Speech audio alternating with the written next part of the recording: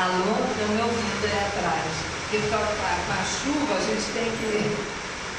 E foi exatamente, eu vim do Bingen para cá, peguei a chuva e o engarrafamento horrível, principalmente porque todo mundo vai chegando ali perto de onde tem a iluminação, vai andando devagarzinho para olhar, para passear, e a gente não anda.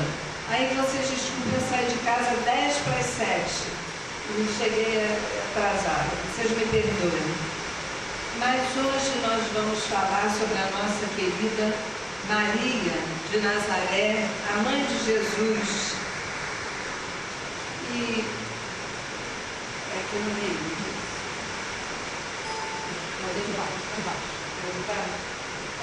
Maria, mãe de Jesus. Essa criatura, um espírito iluminadíssimo que veio à Terra, porque a gente fica imaginando, para nós chegarmos, uma mulher conseguir ter no seu útero um espírito mais perfeito que já esteve na Terra, ela tinha que ter um preparo especial. Nós sabemos que tem os evangelhos, tem aqueles evangelhos chamados evangelhos sinóticos, que são aqueles evangelhos de Mateus, Lucas, Marcos e João, né? Que são aqueles evangelhos, aliás, Mateus, Lucas e Marcos, são aqueles evangelhos que têm muita semelhança um com o outro. Um parece com o outro, a história parece, o tempo, então eles são evangelhos semelhantes. O evangelho de João é um evangelho diferente, ficou um evangelho um pouco diferenciado, mas foi aceito também pela igreja da época para fazer parte daquilo que a gente conhece como evangelhos canônicos. A palavra cânon quer dizer medida. Então, canônico é aquele que pode ser, é um evangelho que pode ser aceito como uma medida certa. Então, o evangelho de João foi aceito como um evangelho canônico também. Então, nós temos os 4 evangelhos, né? Mateus, Lucas, Marcos e João. Mas há muitos evangelhos apócrifos, muitos evangelhos escritos até por Judas, não é? Que não são aceitos como evangelhos verdadeiros, porque acham que não foram escritos por aquela criatura e que tem alguma coisa que a igreja não aceitou, então são chamados evangelhos apócrifos.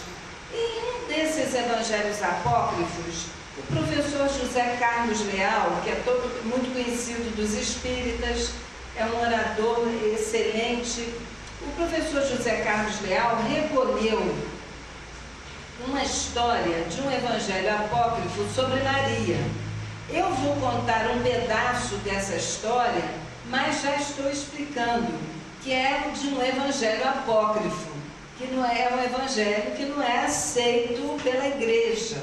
Então, eu também não posso garantir que a história seja verdadeira, porque se nem a igreja da época garantiu. Então, nesse evangelho que fala sobre a história de Maria, diz o seguinte: nós todos conhecemos como Jesus veio ao mundo, né? Como foi anunciado aquilo tudo. Mas e Maria? Maria era filha de uma mulher chamada Ana, daí a Igreja Católica terá Santana, né? Santa Ana, Santana, que é a mãe de Maria, supostamente. E Joaquim, que era o pai dela. Então, essas duas criaturas já eram casados e não tinham filhos. E o pai de Maria tinha uma fortuna, mas ele se sentia muito mal, apesar de ter bens. Ele tinha dinheiro, mas não tinha filho. Então, ele ia ao templo, ele fazia aquelas, na época, porque eles eram judeus e judeus praticantes, eles iam ao templo E ele fazia, não era bem aquela promessa que a Igreja Católica faz, né? A Igreja Católica, os católicos fazem promessa ao santo, se me der tal coisa eu pago de tal forma. Não era assim. Mas ele fazia pedidos a Deus, como judeu, né? Oferecendo grandes oferendas, né? Porque eles faziam ofertas. O judeu fazia sacrifícios de animais, aquilo tudo, lá no templo, e ele fazia tudo isso e não conseguia ter o filho que ele queria. E ele se sentiu humilhado, porque a falta de um filho para o judeu é uma humilhação. Na cultura deles, principalmente naquela época, era muita humilhação. E a mulher também se sente muito mal, porque não consegue dar um filho àquele homem. E aí, eles já estavam casados há muito tempo, não conseguiam, até que naquelas idas ao templo e tal, o sacerdote do templo era Zacarias, que era marido de Isabel. Vamos acompanhar. Zacarias era o marido de Isabel, que era a mãe de João Batista e que era a prima de Maria. Então ele era sacerdote casado com Isabel. E ele ia para o templo, também fazia pedido por Maria, porque era a família da esposa dele e tal. Até que chegou um dia, ele mediunicamente, lógico, o Evangelho não fala mediunicamente, mas teve lá um fenômeno mediúnico, e ele ficou sabendo que a Ana iria ter um filho. E aí, o que aconteceu? Quando esse filho nasceu, era uma menina. E eles dois, muito felizes, antes que nascesse, eles falaram: essa criança nós vamos ofertá-la ao templo, porque ela é uma dádiva de Deus, ela é uma bênção. Nós não poderíamos ter esse filho, isso aí foi um milagre, foi uma bênção de Deus. E aí nasceu a menina, Maria, nasceu a Maria. E essa Maria também é chamada Miriam, né? Dependendo do idioma, a tradução do idioma. Então Maria, quando nasceu, ela estava sendo amamentada, e aí eles não tiveram coragem de fazer o que eles tinham prometido a Deus, que era levar a menina e doá-la ao templo. Dar a filha ao templo. Então elas não tiveram a desculpa, ela ainda está sendo amamentada, e Maria foi crescendo um pouquinho, um ano e pouquinho, ainda mamava no peito. E aí até que quando Maria teve lá seus 3 aninhos, 3 e pouco, esse casal, o Joaquim e a Ana, foram lá e levaram a filha ao templo. Chegando lá, entregaram a Zacarias.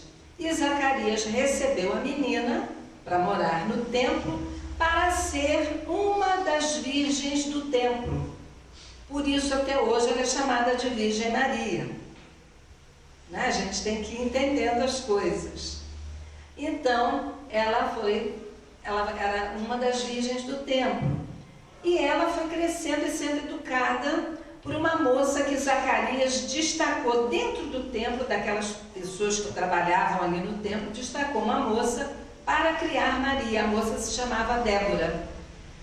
E essa moça tratava Maria muito bem. Maria era muito bem educada. As meninas não aprendiam a ler nem escrever naquela época, as mulheres não tinham direito a nada, mas ela ali aprendeu, né? Então Maria era uma menina diferenciada, e os pais raramente viam a filha. Mas quando ela teve a primeira menstruação, o sangue para o judeu é algo impuro.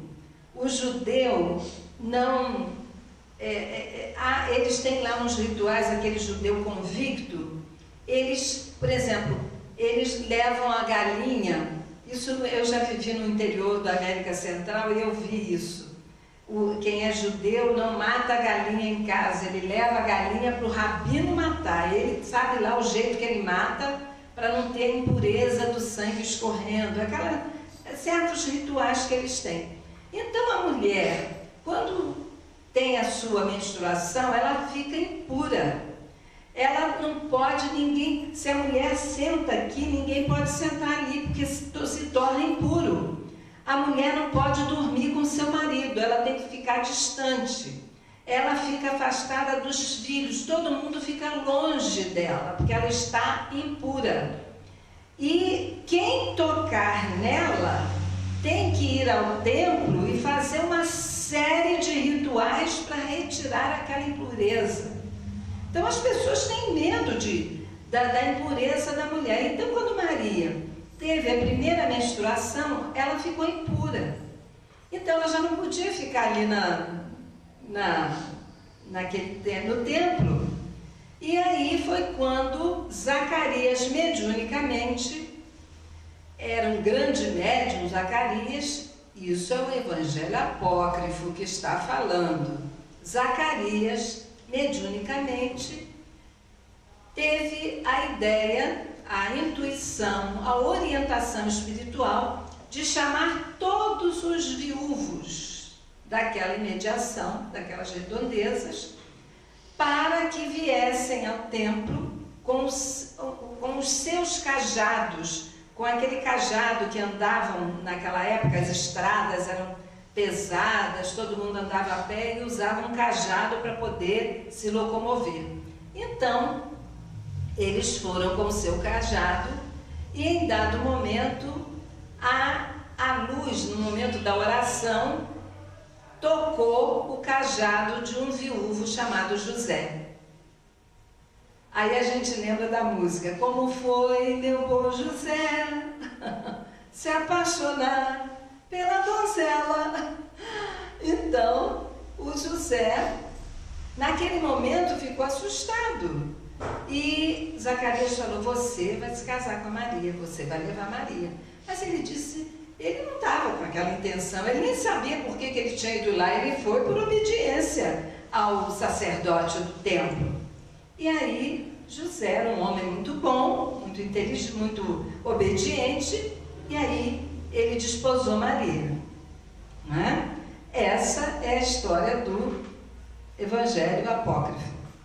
Então, nós ficamos vendo que é uma história mais bonita. Eu estou aqui contando rápido por causa do nosso tempo hoje. Eu gosto muito dessa história.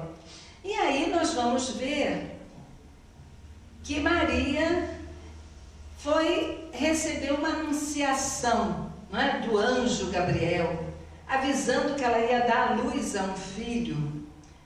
Tudo isso com fenômeno mediúnico. O tempo todo era fenômeno mediúnico acontecendo. E aí, Maria dá à luz a seu filho. Mas vamos voltar para Maria, não vamos passar para Jesus, não, porque senão a gente... Eu só quis contar a história, como que Maria nasceu. Mas como que surgiu essa foto aí de Maria? Essa foto de Maria, esse retrato de Maria que está aí, foi ditado através de Francisco Cândido Xavier por Emmanuel ao fotógrafo Vicente Avella em 20 reuniões desde meados de 1983, com retoques sucessivos, objetivando homenagear o Dia das Mães de 1984. Essa aí é a figura de Maria no plano espiritual. Emmanuel veio e descreveu Maria para Chico Xavier. Chico Xavier foi descrevendo Maria. Aí o fotógrafo ia desenhando, ia fazendo, né? Ele era pintor também, desenhista. Ia fazendo, aí voltava na outra reunião, até Emmanuel dizer, é esse o retrato. Levaram 20 reuniões, não sabemos de quantas horas cada reunião, mas foi um trabalho intenso. Esse é o retrato de Maria de Nazaré, do plano espiritual atualmente. Tem um livro chamado Maria, Mãe de Jesus. Aí está a foto dela, onde na introdução, aqui é a luz, né? Na introdução O autor chamado Edson Carneiro, ele é um organizador, né, do livro. Ele reuniu mensagens de Humberto de Campos, de Ivone Pereira, né, e sobre Maria num livro só. E aí ele diz assim: Maria é um dos espíritos mais puros que foram dados à humanidade conhecer. Fiel a Deus, Maria não quer ser idolatrada, ou seja, não deseja que a vejamos como um ídolo, que o tempo logo destrói. Solicita que a consideremos como criatura de Deus, cooperadora de Jesus na edificação do seu reino, que está sendo construído no coração humano, e que trabalhemos com ela, Maria, na tarefa de amor, que é a nossa redenção e a dos nossos irmãos de humanidade. Trabalho a ser feito palavra a palavra, pensamento a pensamento, emoção a emoção, principalmente prece a prece. Então, Maria, nós estamos vendo aqui, é um dos espíritos de uma pureza enorme. E a gente vê que a grandeza dela foi assim, algo tão fantástico que ela se manteve oculta, afastada. Se a gente procurar o Evangelho, a gente não vê muito nos Evangelhos, nesses Evangelhos chamados sinóticos, a gente não vê quase a história de Maria, porque a grandeza dela foi tão grande que ela permitiu, ela quis que o Filho realçasse, e ela se ocultava. E Maria, ela é mais falada um pouco no Evangelho de Lucas, porque nós sabemos que o Evangelho de Lucas praticamente foi escrito com o ditado dela, com a história que ela contou. Porque Paulo, antes de partir, Paulo foi à casa de Maria lá em Éfeso. Chegou lá e ele falou para ela que ele queria escrever um evangelho ouvindo as histórias de Maria. Mas ele estava com pressa, porque ele tinha várias igrejas que visitar. Então ele disse o seguinte: eu ainda tenho que ir a Roma e depois eu volto para escrever o evangelho. Só que ele naquela ida, ele foi sacrificado, ele foi morto, ele foi assassinado, né? E então o que aconteceu? Ele já havia falado com Lucas, que Lucas, caso ele não conseguisse, ele pediu a Lucas que Lucas fizesse isso. Então o Evangelho de Lucas foi para a casa de Maria em Éfeso e pegou muitas histórias que ela contou a ele sobre o filho dela. Então o Evangelho de Lucas é um evangelho contado pela mãe, é um evangelho amoroso, não é? E todos eles são muito bons, mas esse tem um toque, né, diferenciado. Bom, lá no Evangelho de Lucas, no capítulo 1, versículo 46, nós vamos ver uma oração que Maria faz, um poema que Maria dita. Está lá na Bíblia isso, e eu copiei da Bíblia. Maria diz assim: a minha alma engrandece ao Senhor, exulta meu espírito em Deus, em meu Salvador. Pois os olhos na humildade de sua serva, que é ela, né? Doravante todas as gerações me chamarão bem-aventurada. O Onipotente me fez grandes coisas, santo é o seu nome. O Onipotente, né?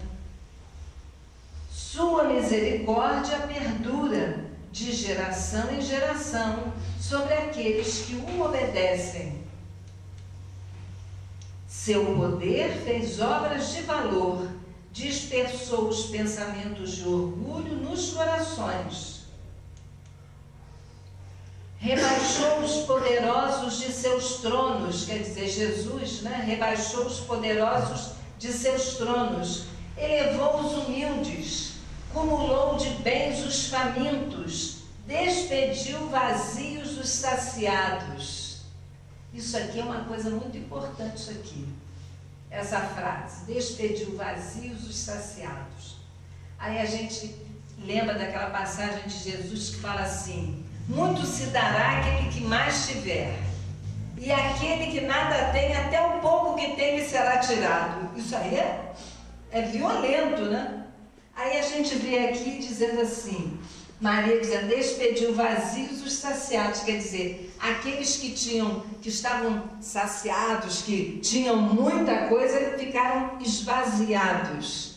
Aí a gente tem que entender esse pedacinho, porque é aquilo, a pessoa que vive com o pouco, que ela, não porque tenha pouco, a pessoa que é, vamos usar um termo muito popular, o miserável, o pão duro, né? Aquele que tem, mas que não gosta de repartir, aquele que só quer guardar. Então, às vezes, ele tem uma mesa, por exemplo, na sua casa farta, um café para oferecer aos amigos, mas fica lá vigiando. Ah, não pode, dá menos, dividindo, cuidando para não gastar muito. Isso acontece. Ou aquela pessoa que tem, pode ajudar mais e sempre dá pouquinho. Ela pode dar mais, mas ela dá pouco. Então isso é aquela pessoa que, embora ela tenha, mas ela está vazia, né? Então essa pessoa, ela lida com um pouco, mesmo tendo, ela só lida com um pouco. Porque ela não dá, ela só gosta de dar um pouco, um pouquinho. Então ela lida com um pouco. Então por isso que Jesus disse, até o que tem que será tirado. Porque aquele que mais tem, mais lhe será dado. Quer dizer, aquele que não tem pena de dar, aquele que não tem pena de dividir, aquele que não tem pena de que todos comam bem na sua casa, não fica com miséria, esse mais terá. E aquele que vive dividindo para guardar, até aquilo que tem lhe será tirado. Não é? E foi o que Maria falou ali também. Continuando ainda a oração de Maria. Auxiliou a Israel, seu servo, recordando sua misericórdia, conforme sua eterna promessa a Abraão e seus descendentes.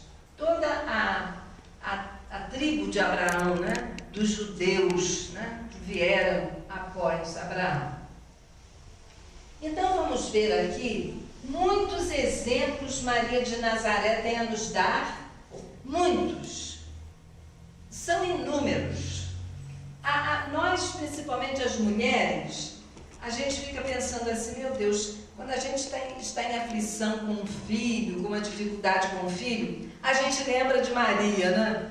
Maria de Nazaré, a Maria, mãe de Jesus, me ajude a meu filho, ajude, porque é um espírito muito sensível, é um espírito que tem tarefas lindas no plano espiritual. Então ela nos deixou, naquela época, muitos exemplos, mas ela atualmente nos dá muitos exemplos ainda e ela é muito obscura. Muita gente não conhece nada sobre Maria.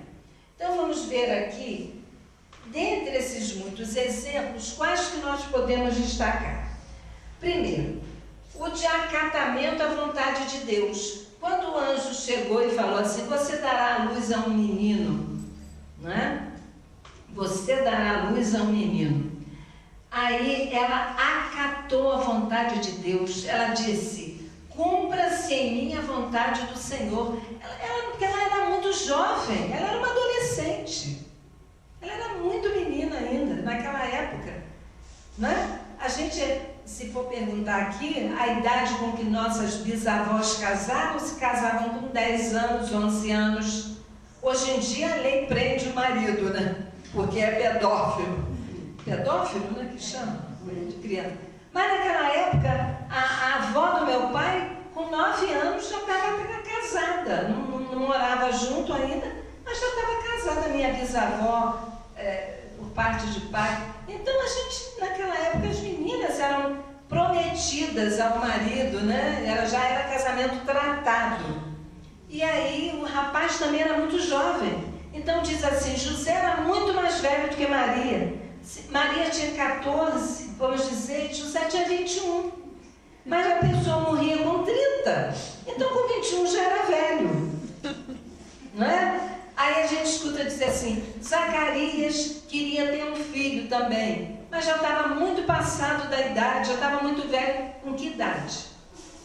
Com 35, 40 anos, porque as pessoas com 40 já estavam mortas. Porque não havia antibiótico, não havia vacina, as pessoas desencarnavam cedo, não é? Então, o que era considerado velho, até para nós, uma mulher com 50 anos, há 20 anos atrás, já estava em casa fazendo crochê, né? Ficava lá, já era uma velhinha. Hoje em dia, as mulheres com 60, 70, 80 estão por aí ainda, fazendo muita coisa, não é verdade? Mas antigamente era assim. Então, essa questão de velhice mudou, esse patamar da idade, não é? Então, vamos ver. Maria cumprindo a vontade do Senhor. E ser mãe de Jesus era uma complicação. Era uma complicação. Vamos nos lembrar. Maria, quando ela foi ao templo, tem que passar aquele período da purificação. A mulher teve o filho, fica menstruando, né, sangrando, então ela está impura para o judeu. Ela teve o filho e está sangrando, ela está impura, ela não pode ir ao templo. Então ela não pode apresentar a criança lá ao templo. Ela teve que esperar 8, 10 dias para levar Jesus ao templo e apresentar Jesus ao templo. Aí quando ela chegou, nós vamos ver aquela história bonita que está lá no Evangelho de Lucas.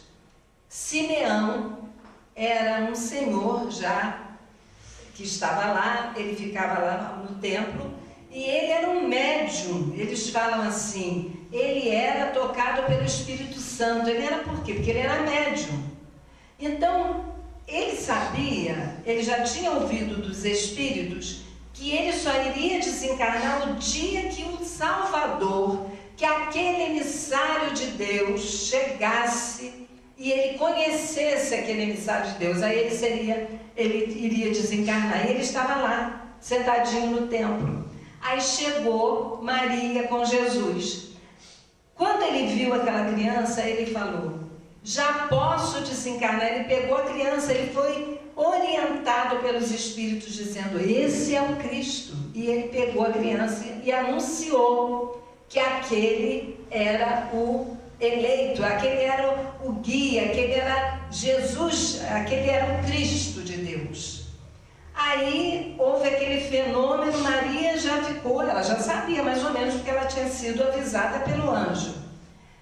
Mas daí adiante, uma outra médium lá estava, de nome Ana, e ela estava lá. E essa médium, ela era viúva, ela ficou viúva após 7 anos de casada e permaneceu sempre trabalhando ali no templo, muito dedicada ao templo.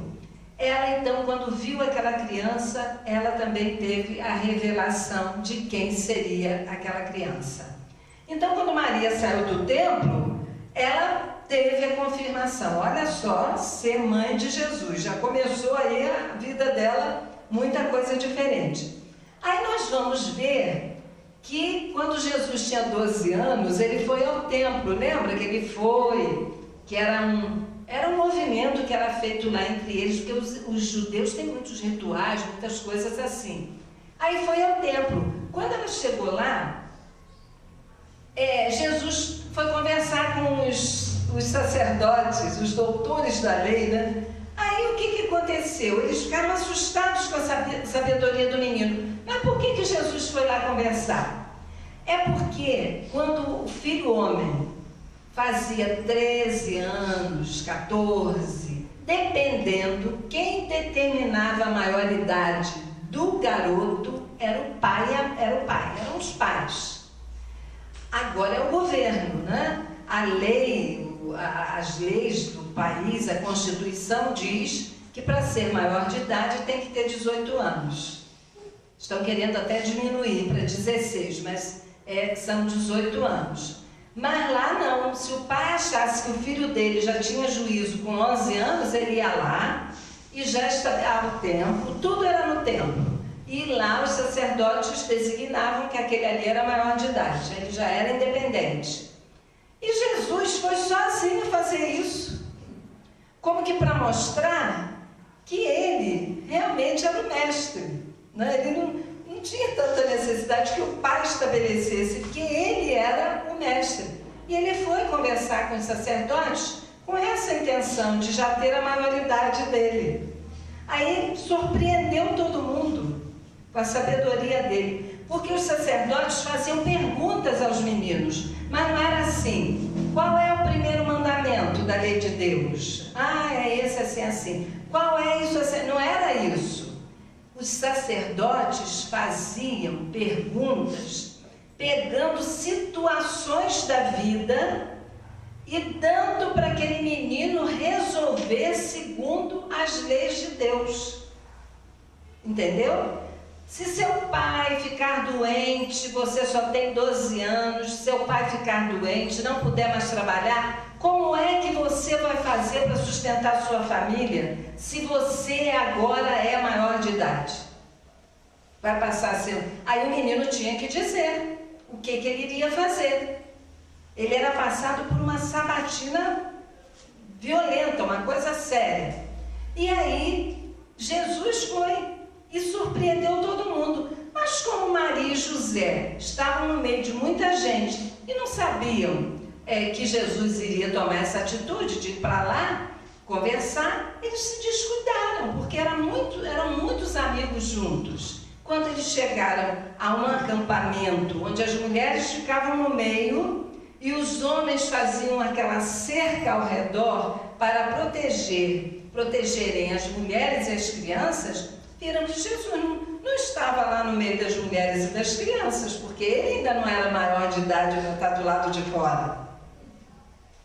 Aí foram ver, Jesus estava lá no templo, né? Aí Maria já teve muitas preocupações, ela era jovem e tinha todas essas preocupações. Continuando aqui, dos exemplos que Maria nos deu naquela época.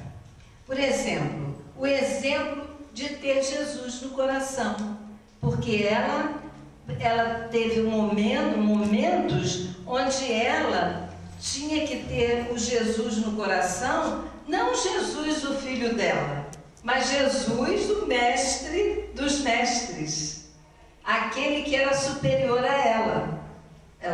Ela precisou também se dobrar diante do conhecimento e da grandeza daquele Espírito, tendo Jesus no coração, como nós o temos, né? Procuramos ter. Outra coisa, o exemplo de amor, do amor espiritual e materno que Maria teve, que nos trará as forças necessárias para o enfrentamento das provas e lutas que aprouver a Deus nos enviar. Quando nós estamos, às vezes, passando problemas com os filhos, saúde, desencarnação de filho, problemas, um filho preso, um filho entregue às drogas, o que a mãe pensa? Maria sofreu tanto, Maria sofreu muito, né? Se Maria sofreu, eu também posso sofrer e tenho que ter forças para passar por isso. Então isso aí foi um exemplo que ela nos deixou, porque ela sofreu muito, vendo todas as injustiças que o filho dela passou, sendo o espírito mais puro que já esteve na terra, aquele que só veio para nos auxiliar. Continuando, outro exemplo que Maria deu. O exemplo da oportunidade de trabalho junto a inúmeras organizações espirituais baseadas na compaixão e ligadas aos que sofrem na carne ou no mundo espiritual, porque ela agora continua as tarefas dela no plano espiritual. inúmeras tarefas, inúmeras instituições do plano espiritual, Maria está trabalhando, continua trabalhando. E todas as vezes que nós estivermos necessitando, podemos pedir a Maria, que nós não ficamos sem resposta. Podemos pedir, porque há religiões que não tocam em Maria, que é proibido orar para Maria. Mas a doutrina espírita não. Nós podemos orar a Maria, pedir a Maria, porque nós aí estamos tratando com o espírito de uma envergadura ímpar, de uma importância enorme. Outro exemplo é o exemplo de, além de ter Jesus no coração, entrar na sintonia do Cristo. Porque Maria, ela era uma jovem muito simples e, além de tudo, muito nova.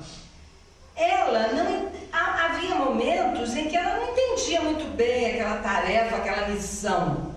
Ela sabia que era um espírito bom, que foi anunciado, mas ela não tinha ideia da extensão da tarefa de Jesus. Queria mudar a história em antes e depois dele. Ela não tinha ideia. Mas, mesmo assim, ela procurou entender aquele espírito e entrar na sintonia dele, como quem diz assim: eu não sei muito, mas eu lembro da dona Cidália, né, que dizia para Chico Xavier, quando ele falava dos espíritos, para ela, a dona Cidália, que era a madrasta do Chico, ela dizia: meu filho, eu não sei muito do que você está falando sobre os espíritos, mas se você está falando, eu acredito, porque ela confiava nele. Então foi o caso também da nossa querida Maria de Nazaré. O outro exemplo, passei tudo, mas não faz mal.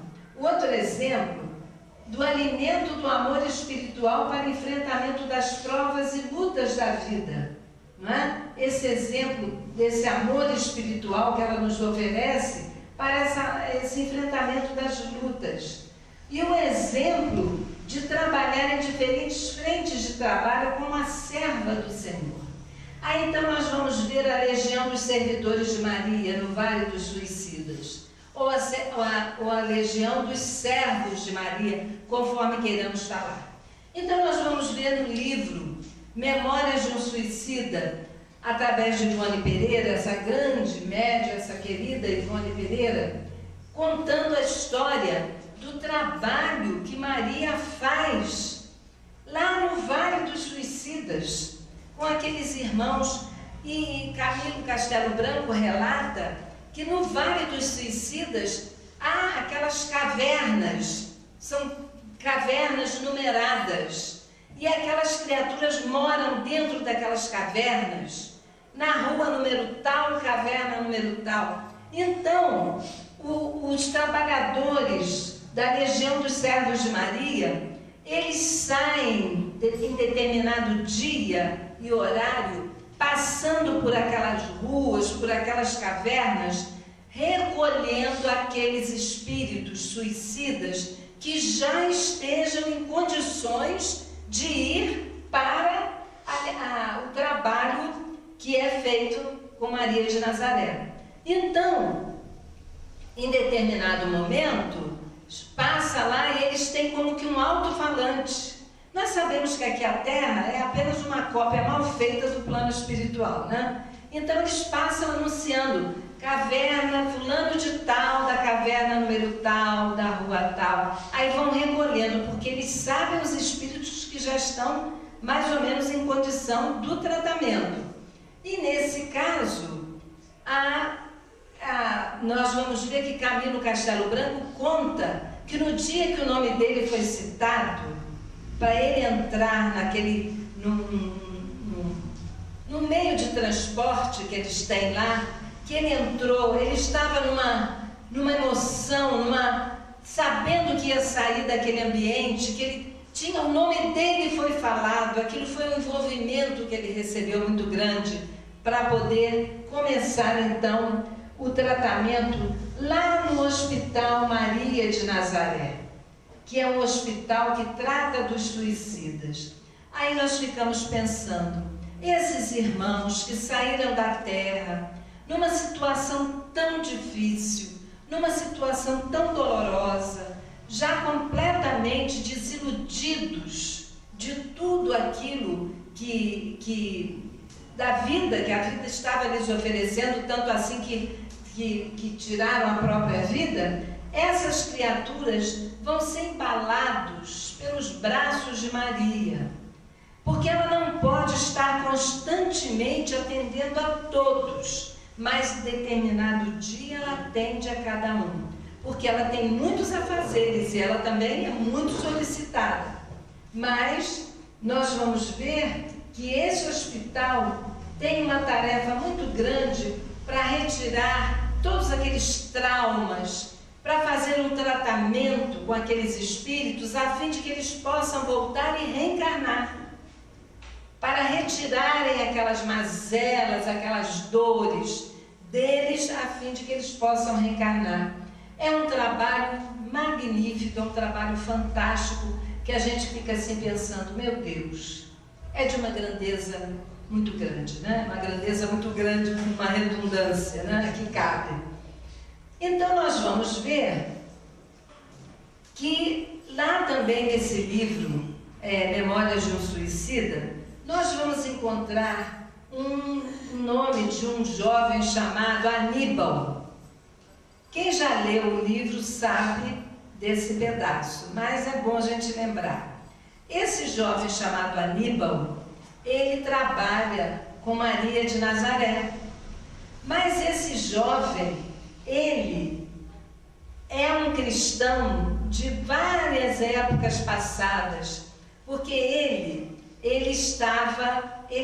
fazia parte daquele grupinho de crianças, aquele grupo que se aproximou de Jesus e que os apóstolos de criança, os apóstolos afastaram as crianças, estão atrapalhando. E Jesus disse assim, vinde a mim, as crianças, as criancinhas, porque delas é o reino dos céus. Naquele momento, Jesus pegou as crianças, tocou nas crianças. E uma das crianças era o Aníbal. Era o Aníbal, que era a mãe dele, se chamava Silas. Então ele é conhecido como Aníbal de Silas. Então o Aníbal, a partir daquele momento, embora ele fosse criança, ele passou a seguir Jesus, na caminhada de Jesus. Nos momentos que Jesus estava reunido com os seus apóstolos pregando, ele estava lá junto, procurando aprender e procurando de alguma forma ouvir o Mestre, que ele ficou encantado com Jesus. Ele entrou na sintonia de Jesus e se envolveu de tal forma que ele passou a ser um discípulo, um seguidor de Jesus, não é? E aí, eu vou pular ali a Mansão da Esperança, depois eu volto lá. Eu vou passar aqui Aníbal de Silas, eu já até contei, né? Um daqueles meninos presentes no grupo de Jesus, que Jesus acariciou quando exclamou, demonstrando a inconfundível ternura que mais uma vez expandiu entre as ovelhas ainda vacilantes, deixai vir a mim as criancinhas, que delas é o reino dos céus. Esse Aníbal, ele assevera que quando o Senhor pregava a sua formosa doutrina de amor, o Aníbal fala isso, quadros explicativos de maravilhosa precisão e encanto inexprimível surgiam inesperadamente à visão do ouvinte de boa vontade. Era o PowerPoint. Jesus falava e aparecia o PowerPoint, não é? Aparecia. E havia aqueles que viam o PowerPoint e havia aqueles que não viam, como aqui. Há aqueles que veem e aqueles que dormem e não veem, né? Então, Aníbal, quadros explicativos de maravilhosa precisão e encanto inexprimível, surgiu inesperadamente à visão do ouvinte de boa vontade, elucidando-o de forma inconfundível, por imprimirem nos arcanos do ser de cada um a exemplificação que nunca mais seria olvidada. Então, Aníbal, embora ele fosse criança, ele via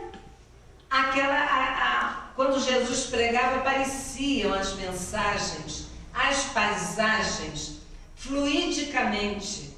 Nem todos viam, mas a maioria conseguia ver. E havia uns, é como a mediunidade, que uns veem, outros não veem. Mas aquele que não vê, não pode dizer que não existe só porque ele não vê. Porque há aqueles que conseguem ver. Não é? A gente às vezes não consegue ver.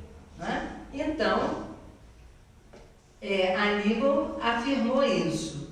E ele dizia também, afirma também, que o mestre falando conseguia conter em serenidade inalterável multidões famintas por longas horas, dominar turbas rebeldes, arrebatar ouvintes, convencer corações que ou se prostravam à sua passagem, receosos e aturdidos, ou à sua doutrina para sempre se prendiam, encantados e fiéis.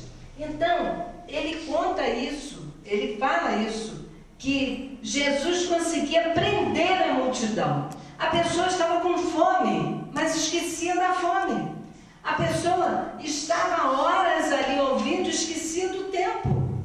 Porque ele era o mestre, ele era o dono da verdade, ele era o dono da oratória, ele era o dono da medicina, ele era o dono do magistério, ele era o Senhor de todos os conhecimentos, de todas as ciências. Então dominava tudo, inclusive a ciência de atrair a atenção das pessoas. Por isso é que as pessoas ficavam horas sem comer e depois ele repartia um pedacinho de pão, um pedacinho de peixe e ninguém mais sentia fome, não é? Nós sabemos que era todo o seu poder fluídico que estava ali em exercício, não é?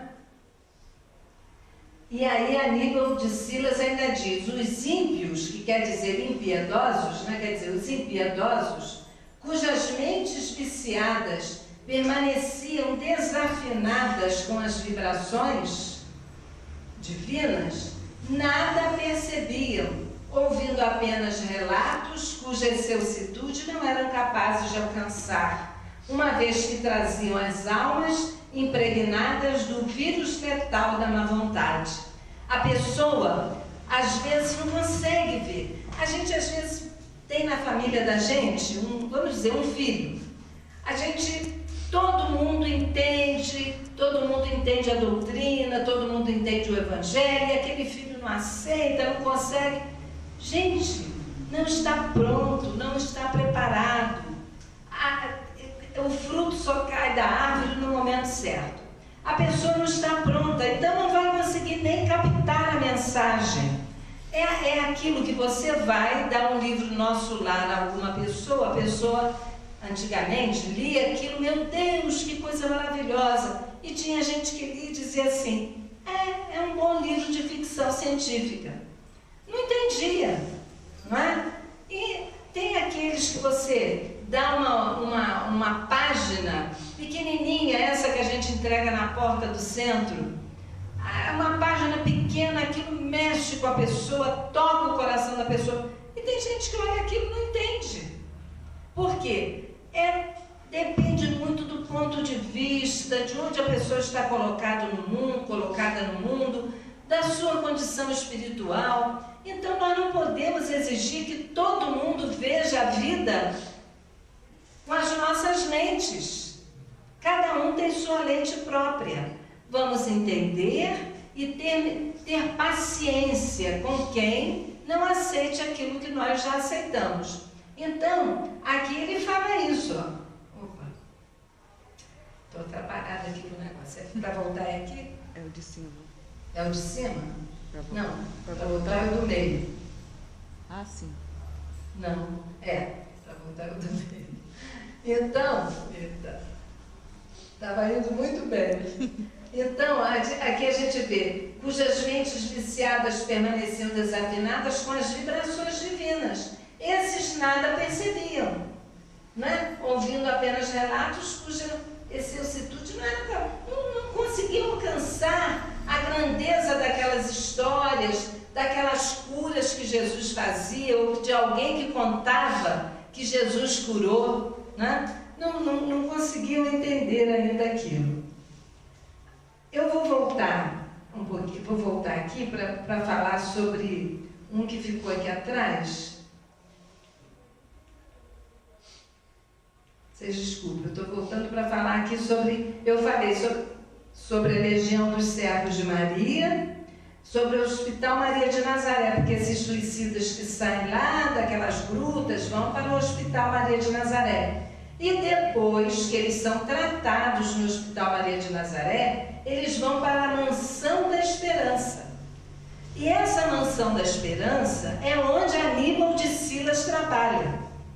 Porque o Aníbal, ele já reencarnou tantas vezes, depois daquele fato de Jesus ter posto a mão nele.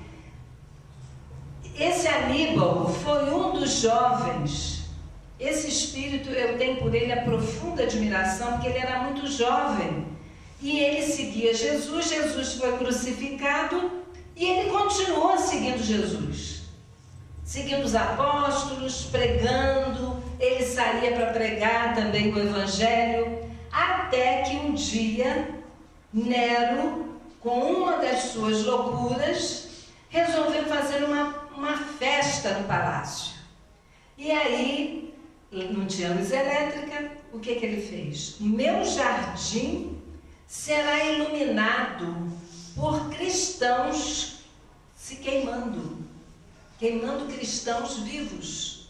E ele pegava aqueles cristãos e passava uma resina, onde a pessoa fica queimando por muito tempo até morrer, aquela resina demora a ser consumida. E o que ele fez? Um daqueles que foi amarrado em um poste com o corpo cheio de resina foi o Aníbal. Jovenzinho, morreu sacrificado numa festa de loucura de Nero, no palácio de Nero. Então ele passou a noite ali queimando até desencarnar. E foi recebido por Jesus no plano espiritual, porque ele era realmente um grande defensor do Cristo. Então, depois disso, ele reencarnou várias vezes, inclusive até como sacerdote católico, sempre trabalhando com crianças e com jovens na educação. Até que, mais tarde, já no plano espiritual, um espírito muito iluminado, Jesus chegou pessoalmente para conversar com ele no plano espiritual e o convidou para trabalhar com a mãe dele. Eu quero que você trabalhe com a minha mãe, com a Mãe Santíssima. E levou levou o Aníbal para a Mansão da Esperança, onde ele executa até hoje a tarefa dele espiritual.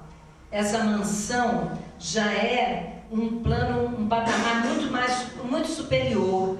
Ali são realizados cursos diferenciados, até de idiomas, para preparar o espírito para a reencarnação com tarefas grandiosas na Terra.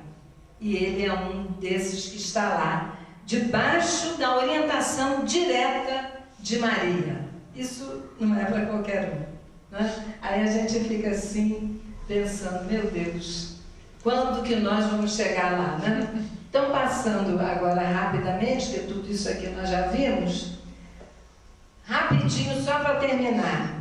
As bodas de Caná é um episódio também onde Maria estava e que Maria foi a uma festa de casamento. E Jesus também foi.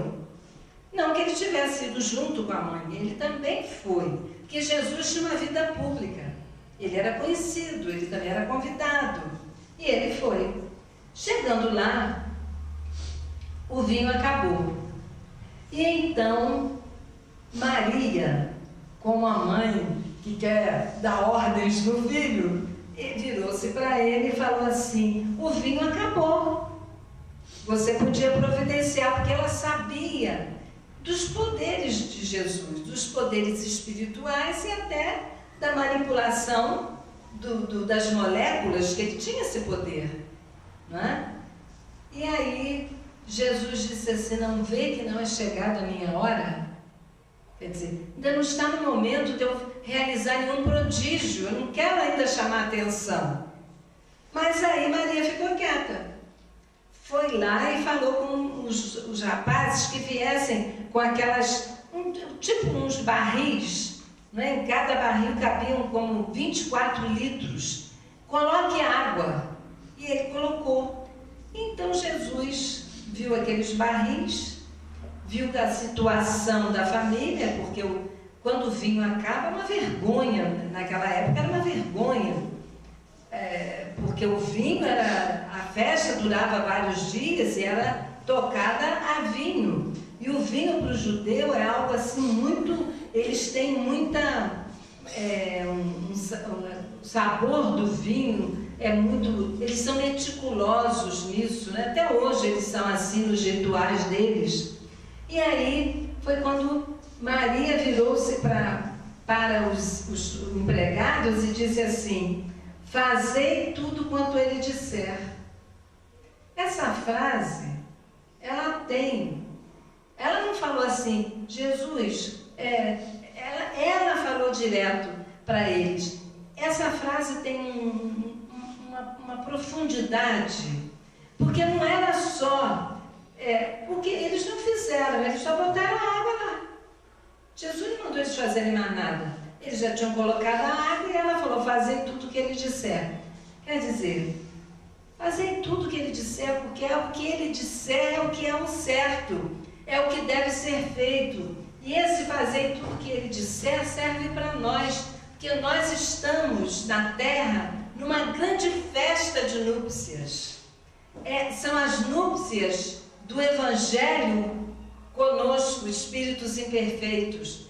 As núpcias do Evangelho com tudo que nós vivemos de sofrimento, de dor, de agonia.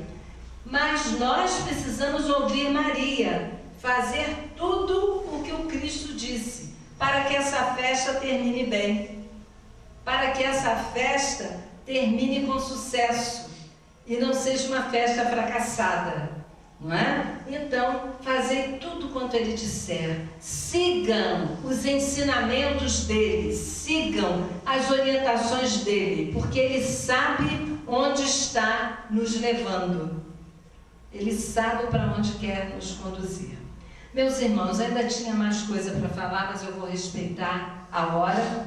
Vocês me desculpem, eu passei até um pouquinho, porque eu comecei um pouquinho atrasada, mas eu só peço a Jesus que nos abençoe e peço a Maria Santíssima, esse Espírito que nós viemos hoje aqui lembrar, que inspire a cada mãe aqui presente, inspire a cada um de nós aqui, mesmo quem não seja mãe, mesmo aqueles que são do sexo masculino, que nos inspire, porque a suavidade de Maria, a bondade de Maria está fazendo muita falta no mundo e está fazendo muita falta no nosso coração, porque nós nos transformamos em pessoas práticas demais, mecanizadas. Nós somos agora pessoas que resolvemos 1000 coisas ao mesmo tempo, enquanto cozinhamos, enquanto atendemos um filho, a gente está no celular, a gente está vendo televisão.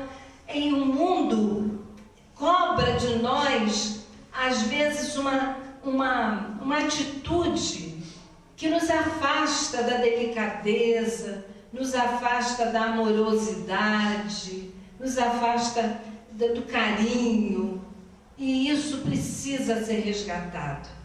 Mas para ser resgatado, a gente tem que se dirigir muito a espíritos, como Maria de Nazaré, essa mãe bondosa, que ore por todos nós, pelas mães sofredoras, pelas mães que têm os seus filhos nos cárceres, que têm os seus filhos nos hospitais, aquelas cujos filhos estão decepcionando com as suas atitudes.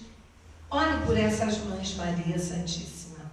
E que Maria Santíssima abençoe muito essa casa e a todos nós aqui presentes na noite de hoje. Muito obrigada. Obrigada a todos pela atenção.